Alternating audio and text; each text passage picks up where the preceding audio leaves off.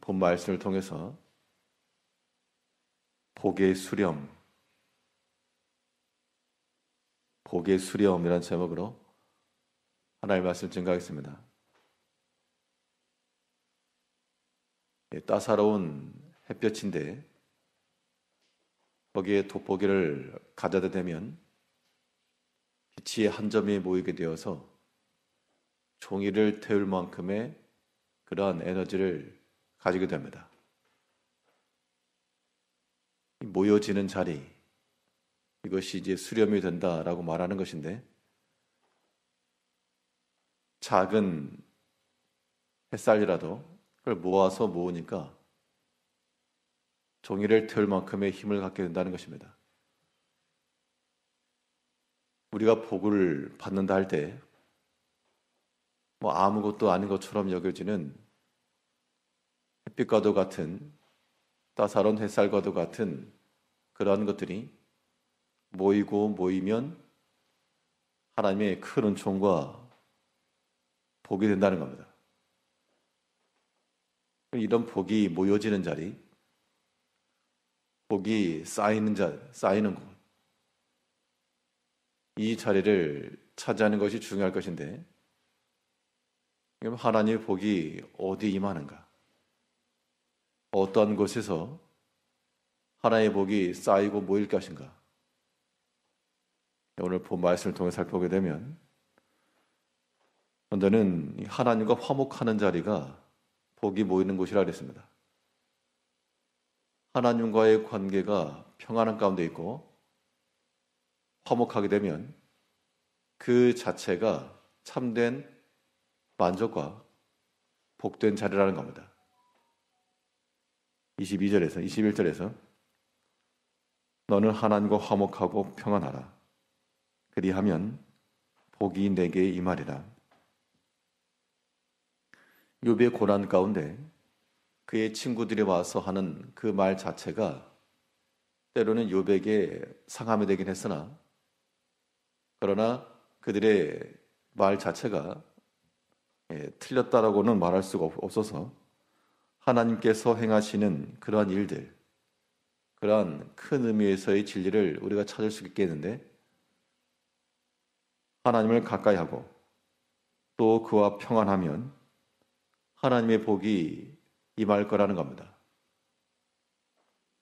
사람과의 관계에서도 어떤 물질의 풍성함이나 이런 것들이 우리에게 심적인 평안을 줄 거라고 생각을 하지만, 그런 것도 1차적으로는 우리에게 유익함을 줘도 관계에 막힘이 있다 그러면 그것은 축복이 될 수가 없습니다. 아무리 좋은 것이 많아도 서로 막혔다 그러면 그 좋다라고 하는 것들도 다 무의미하게 되는 겁니다. 우리가 하나님 앞에서의 살아온 이 삶이라고 하는 것도 하나님과의 우리 사이에서의 그런 관계, 화목인가 아니면 대적인가, 우리가 이러한 것들을 생각을 해야 됩니다. 그러면 화목하게 되는 그런 경우와 이 대적함이 되는 경우, 하나님께서 우리를 멀리하시고 진노하시고 원수와 같이 여기시는 경우는 하나밖에 없습니다. 또 우리가 스스로 하나님과의 관계를 깨는 것도 한 가지 경우밖에는 없는데, 그것은 바로 죄가 들어오는 겁니다. 하나님과 우리 사이에 죄가 들어오게 되면 하나님께서 우리를 가까이 하실 수가 없고, 하나님은 빛이시기 때문에 이 죄와 어둠과 같이 계실 수 없기 때문입니다. 또 우리가 아무리 하나님의 말씀을 순종하고 그의 뜻을 따라 행한다 할지라도 작은 것 혹은 한두 개의 그런 죄라고 하는 것도 우리 가운데 그대로 두게 되면 하나님과의 관계는 단절입니다. 그럼 이러한 단절된 관계를 어떻게 할 것인가? 원수되었던 것을 화목하게 하신 그 방법을 따라 그리스도 예수의 십자가 안에서 하나가 되었으니까 죄를 버리고 회개함을 통하여서 우리는 또 하나님과의 화목 가운데 들어갈 수 있는 겁니다. 비록 우리의 악함과 육신의 부패성이라고 하는 것이 하나님을 근심케 하거나 그의 진노를 유발하였을지라도 회개하고 돌이키면 그 자녀를 긍휼히 여기시는 부모와도 같은 심정을 가지고 하나님께서 우리를 또한 용서하시고 또 새 은총을 더하시고 우리를 보호해주시고 또한 복을 베푸신다는 겁니다. 그러므로 우리가 이 복된 자리에 나가려면 하나님과의 관계성 안에서 화목함과 또 우리의 심령에 평안함이 임하도록 우리 마음속에 있는 모든 죄악된 것들 다 버리고 거짓된 것들 다 드러내고 그게 이제 진실한 삶인 겁니다. 사람이 심령 속에 버릴 게 것이 없으면 당당하면 두려울 것도 없고 무서워할 것도 없다는 겁니다. 이제 우리 마음속에 우리의 외적인 상황과 환경이라고 하는 것이 심히 약하고 곤란함에 처했을 때라도 우리 마음 가운데 거짓된 것과 악한 것이 들어오지 아니하도록 잘 방어를 해야 됩니다. 그 이유는 그런 것들이 우리 가운데 들어와서 우리가 미혹을 받아 죄를 범하게 되면 하나님의 복이 다 돌아가기 때문에 그렇다는 겁니다. 하나님의 복이 어떤 자에게 임하는가? 우리 21절 다시 보시니까 너는 하나님과 화목하고 평안하라. 그리하면 복이 내게 임하리라.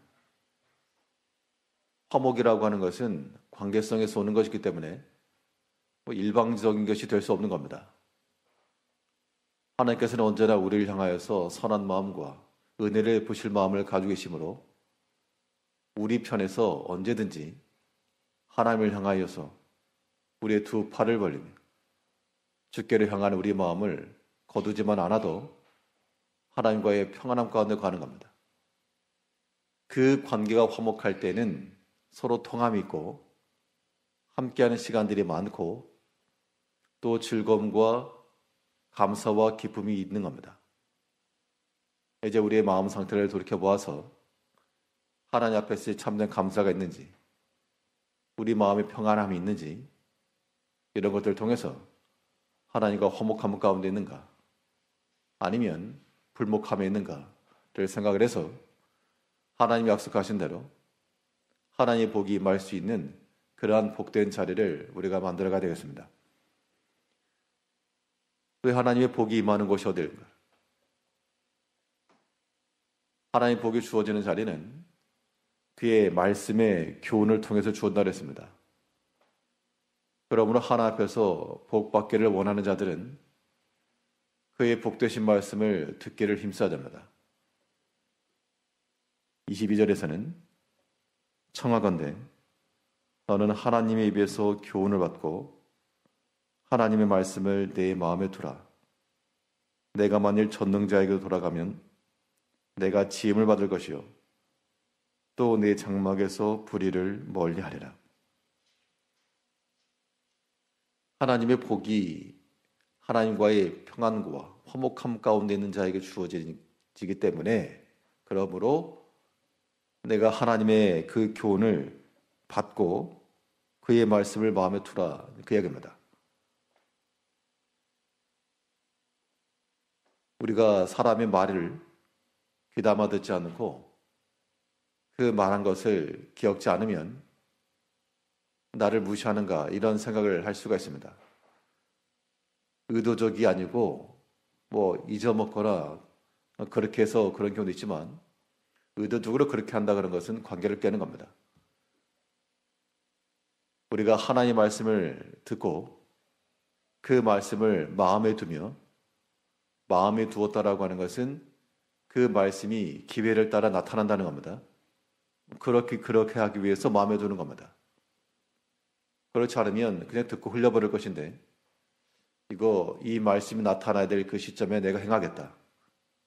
그런 사람들은 하나님의 그 말씀을 마음에 두고 있다가 그 말씀의 기회를 따라서 행하는 겁니다. 사랑과 충성과 모든 봉사와 하나님께서 우리에게 권하신 그 말씀을 마음속에 새겨두었다가 그 말씀이 필요한 그때 행실에 나갈 때 그 말씀이 실행되는 자리가 우리가 복을 받는 자리가 되는 겁니다. 그러면 그것은 마치 우리가 새로 태어난 것과 같고 우리가 새로 지어진 것과 같은 그러한 은총이라고 하는 것을 우리에게 말씀하고 있습니다. 이제 우리가 오늘 하루의 삶 가운데서도 하나님의 복이 우리 가운데 임하도록 비록 작은 것이라도 모이고 모여서 우리의 큰 축복 되기까지 하나님과 반목하는 자가 아니라 하나님이 기뻐하시는 것을 찾아 행하는 그러한 평안함 가운데 나갈 것이요 또한 하나님의 말씀을 마음 가운데 두며 그 말씀을 실천하여 하나님의 복으로 살아가는 하루 되시길 바라겠습니다. 기도하겠습니다.